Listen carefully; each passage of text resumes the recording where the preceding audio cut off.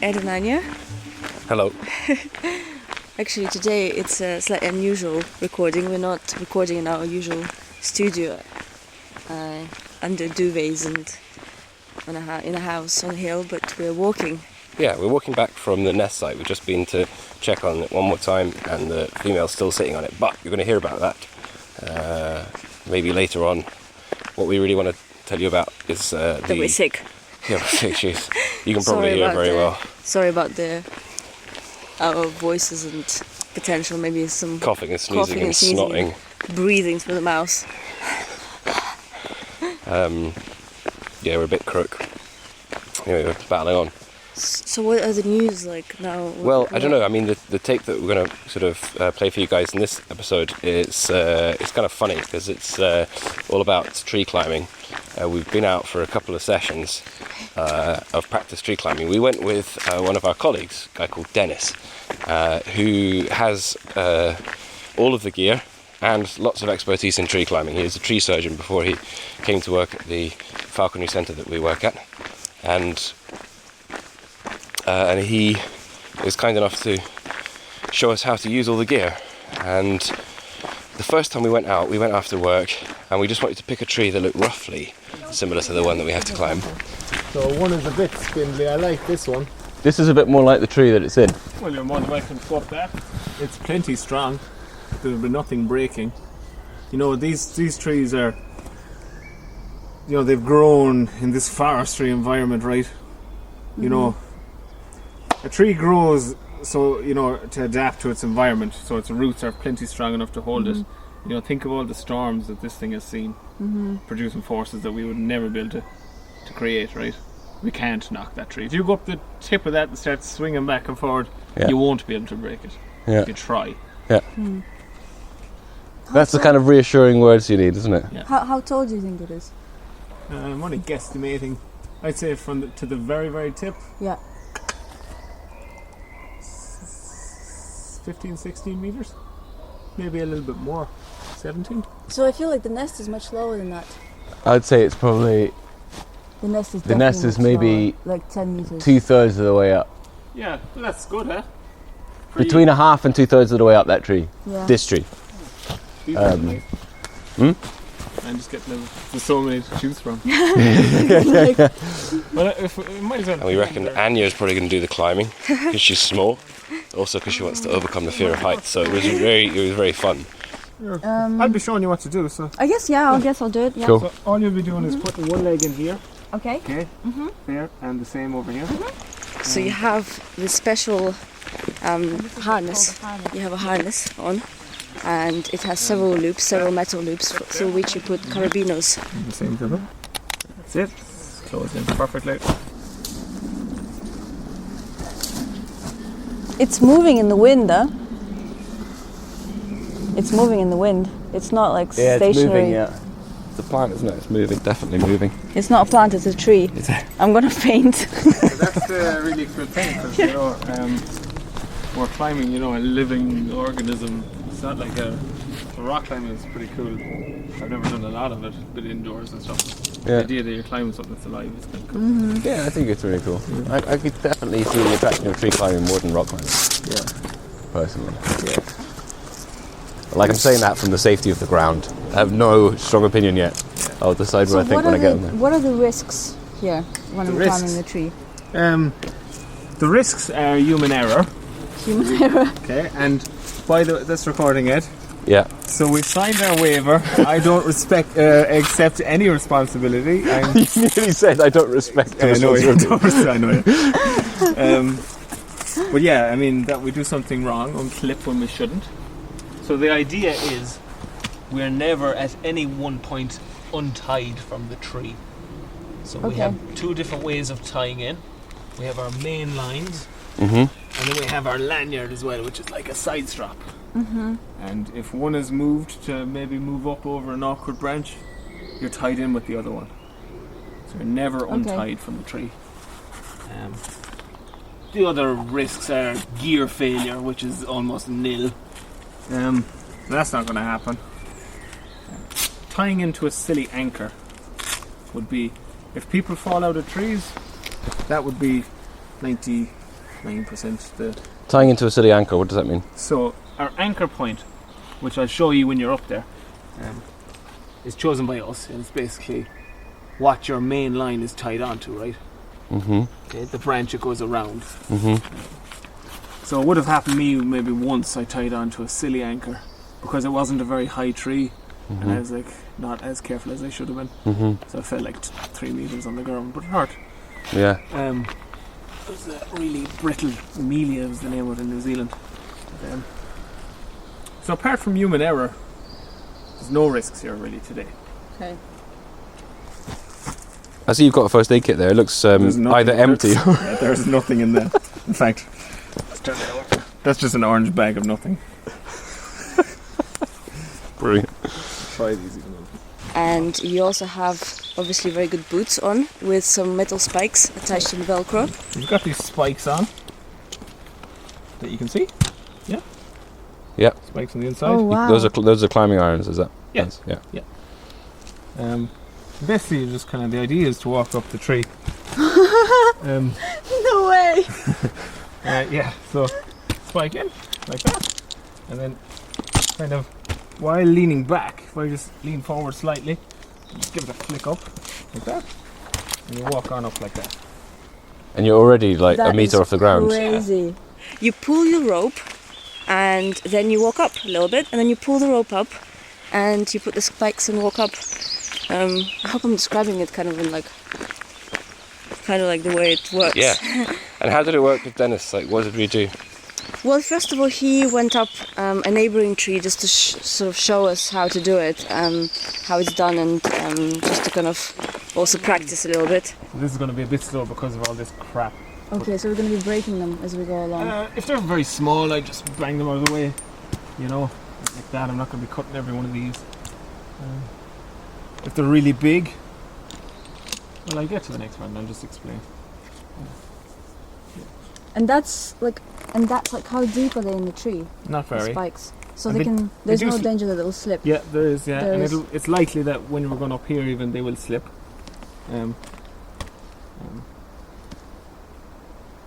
If they were to slip, I don't like doing it because it's not exactly overly fun. I mean, I'm walking down now, right? But I mean, it's a slip.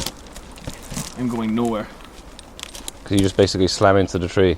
I mean, yeah. If you slip, you just hit the tree. Except you might get a spike in in your your face. eye. Exactly. Yeah. Yeah. Okay. So be wary of that. It's like, yeah. I mean, it's like when you're driving and you go around the corner. If you always expect another car to come around, Yeah. you know, you won't crash unless he's like going like a lunatic. But if you're expecting a slip, you know, Yeah. it probably won't happen. But Plan for it. yeah, plan for it. Just have it in the back of your head. How much force do you have to exercise to? You can see me there. It's quite Just casual, right? You can really dig them in, but So now you're holding. So when you want to move the rope, you're actually just holding by the feet, and then you just. Yeah. Yeah. So that's my question. What happens if a slip happens when you're moving the rope up? often 'Cause you might slip an extra half a foot. Yeah. I mean, there's loads of videos online, you know, guys. It's like when there's tree surgeons doing jobs, they record it, and people are like, "Oh, that's a stupid way of climbing, man. If you've slipped, it's so," these keyboard warriors. And so, actually, arborists have made videos to shut people up. You know, look, I can fall if I try, and they do everything they can, and they just can't fall. Mm-hmm. This tree's starting to look quite tall now, so I'd probably be a while going up there. How high are you planning to go? Fuck, where I go. You know, I was watching you for maybe half an hour, and that was kind of a bit scary because he went quite high. He went up to like maybe 15 meters, and where he was, the tree was moving quite a lot in the wind. Woo! Windy now. Oh yeah. It probably looks like nothing from there, but you can really feel it. Yeah. In a good way. Holy mackerel. I was getting really anxious down because I was just imagining how I'm going to get really stuck there and I get really panicky. My only fear is that I'll look back down and I'll start getting really scared Yeah. and I'll get paralyzed Yeah. and I wouldn't be able to do anything Yeah. because that has happened before. didn't really think I was going to be able to do it. And once the harness was on, and I guess the fear was really gone pretty quickly once I was working my way up. Whoa. Wow. That is difficult. What's difficult? The spikes. I just had to focus so much on what I was doing, every step I took, and it's quite hard on the body really, because you have to pull the rope, and you have to stay quite close to the tree so your legs are not sore, and you're not bending your knees, so you're actually quite upright. And you're literally just like walking it up the ladder, except you have to remember to pull the rope up slightly and then use the spikes. Whoa! You're climbing a tree. Deadly. I don't know. You've got 2 feet off the ground. Able to That's good. Do you know what would give you a bit more comfort, Anya? Yeah. Is if you tuck in a bit of that slack, so you are closer to the tree. So my fear was kind of gone really. I didn't really feel that scared. I'm sure it wouldn't be the case on a day where I have to climb much higher than what I did.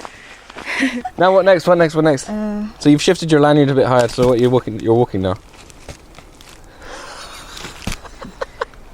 Amazing.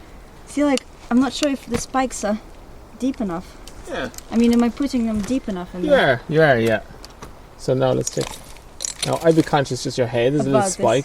Give it a bang. Or you could take a step around it. Yeah. Swing around this way. Got that, I can do that. Nice. I think how high do you reckon you went? I don't know. I think now, looking at it, probably maybe 5 meters. Maybe less. I reckon it might have been 6. It really felt much higher than it was. I think from the ground it looked much higher, but when I was up in the tree it didn't look that high at all. I don't know what the view is like from up there, but it's pretty good from down here.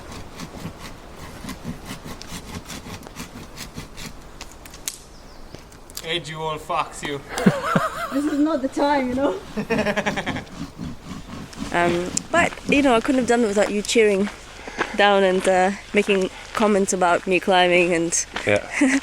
and also I felt reassured that Denis was there, because he was great help, and yeah, he was brilliant. Really, I mean, it wasn't going to happen without him, really, to be honest. No way.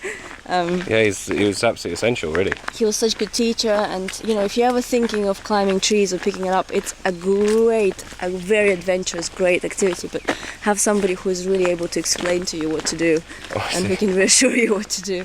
Yeah. I feel like we're going to be doing it a lot in the future. It's really fun. Yeah, actually, we had another session, and we should probably talk about what happened then as well, because again, so maybe like a week later, we came back with Denis to inspect the nest. We thought it would be cool to show him the actual nest and see what he reckoned about it, see the actual tree that Anya's got to climb. That's the nest there. See it? On the second tree. Yeah. When I look from the far side. We went and we had a look at the tree, and Denis had a good look at it, and he was delighted to see the sparrowhawk sitting there with his tail sticking out.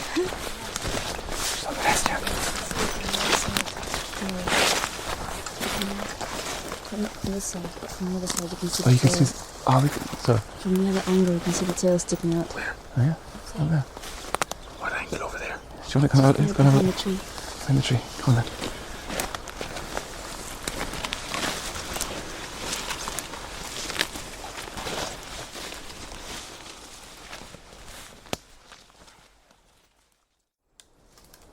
Oh yeah.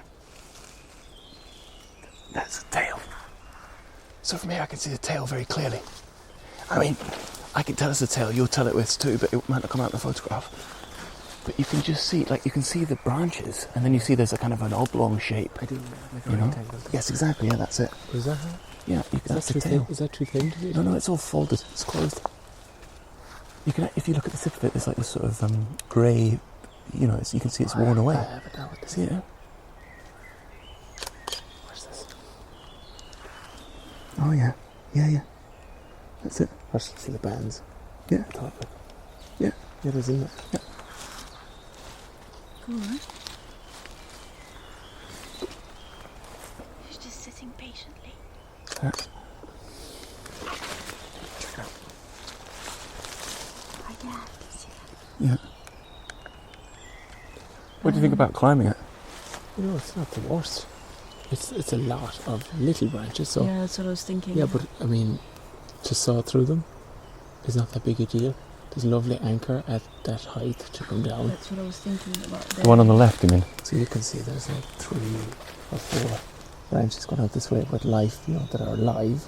Oh, yeah. Yeah, so you probably wouldn't be cutting them off. Just move your lanyard up over them and progress. But these shitty ones, you can just cut them off. Break off the small ones, get you going, and just cut them off. And they'll be really quick. That's quite thin to cut through.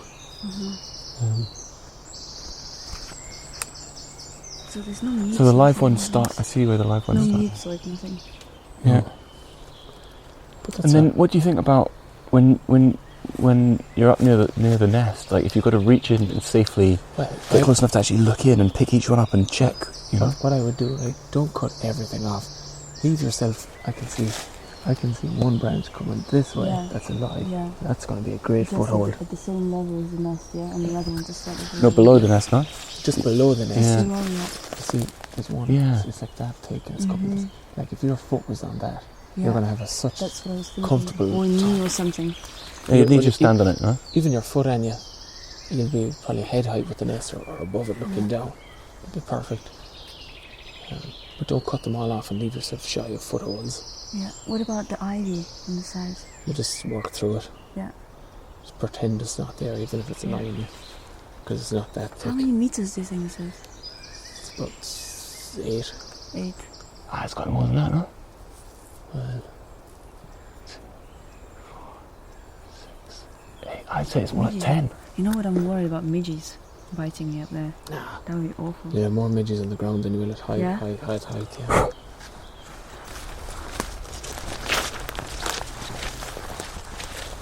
How long do you think it would take me to climb it? That's a good question. You? Yeah. Don't be optimistic. Oh, no. Be like really conservative. Very conservative. Yeah. Very, very conservative. Yeah. With like me freaking out halfway, allowing time for me to like... All that soaring you've got to do. Yeah. No, there'll be no freaking out because you'll have the harness and you'll have the freak out got over before you go at it, so you can practice in the evenings. So we'll allow no time for freak outs because there'll be none. Very conservative, there'll be about 40 minutes. That's being very, very conservative. I thought like 3 hours. No. What? 3 hours? Yeah, No, I was you'll preparing. You have to stop for lunch halfway up. Yeah, 3 hours. You would, yeah, go for tea. Because I was thinking if I need to pee, like what happens? I mean, you can climb Kirkpatrick and come down again in 3 hours. You'll be fine. What if I bet it's going to take me more time. Yeah, but if it does, I don't think. I don't think it's going to take that long. I actually think it's going to be about half an hour. Yeah, Okay. Well, thanks, guys. And then we head back to the car. Yeah.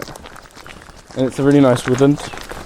I mean, it's okay. It's Sitka plantation originally, but there's a lot of life in there. Yeah, but there's other stuff. A short distance away, like the diverse wood, like the islands there. Yeah. Lots of different species. Yeah. Yeah. Maybe we can call her Gravy. Gravy. I quite like Ed suggest or whoever he was telling me you were thinking of naming it Sitka. Sitka. I like that name. Yeah? Yeah. It's better than Denis, isn't it? Well, just it is slightly more suitable to a sparrowhawk than a person.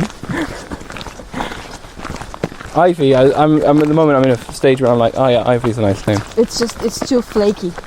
It's too flaky. Ivy? Yeah. Oh yeah. It's not a winner name. No, it sounds like no, it's not. Toilet cleaner. It sounds like it'll be some. Ivy sounds like it'll be some girl that doesn't get on with her parents and she's covered in tattoos. I don't know. And just on a tree next to where we parked the car, you did a little bit of additional practice. What you were particularly practicing was setting up the rope for the descent, because what you need to do when you get up to the final height is to put a rope around the trunk and also around a branch, and then attach it to yourself so that you can lower yourself freely down, so you don't have to just walk down. And you do that by carrying a rope up with you, the end of a rope up with you, and slinging it around the tree, attaching it to you, and then lowering yourself with a nice little sort of ratchet type mechanism. And so you had a little go at doing that, and you also tried using the, is it called an ascender? I think you strap to your ankle. That's so cool. It allows you to sort of use your leg to pull yourself up a rope as well as your hands. Yeah. And stand up. That's cool. Yeah. So, Can be a bit tricky just till you get some weight on the rope till you're like 3 or 4 foot up, and then you're sweet. wow, it's really tough. This is the cheaty way of doing it. You can just haul yourself up as well, but So, and then, you can go on up. Little step. yeah. You had enough.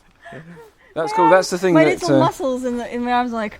So So you're using your leg mostly to put just one leg, Yeah. and you kind of pull yourself up, and then you tighten the rope. I'll do a bit more because I'm videoing it.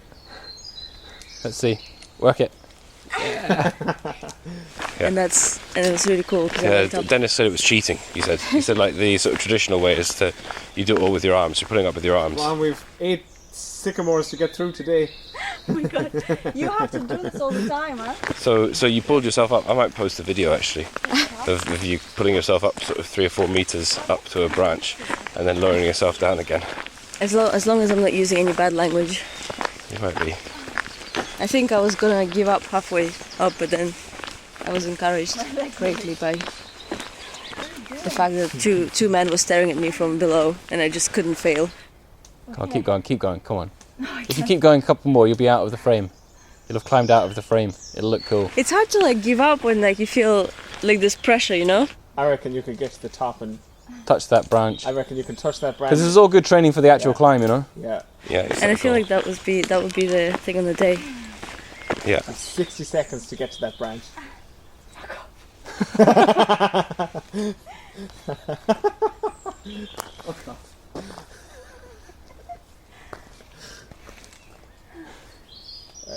I do like bringing people climbing.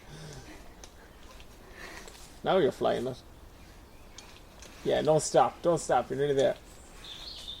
I'm not gonna stop, don't worry.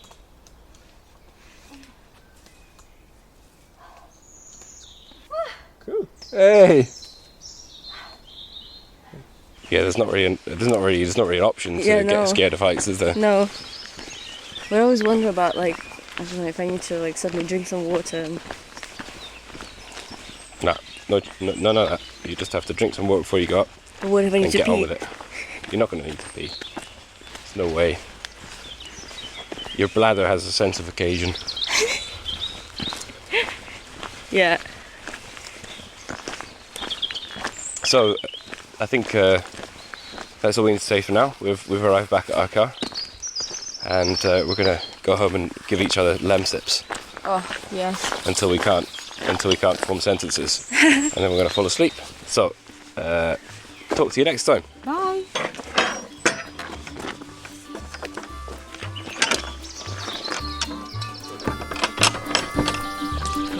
Cool. Deadly bullets. Deadly! Great crack. Well, it was, you know. Sound job? Sound job. Unreal. Unreal. Phenomenal. Phenomenal. Tubular.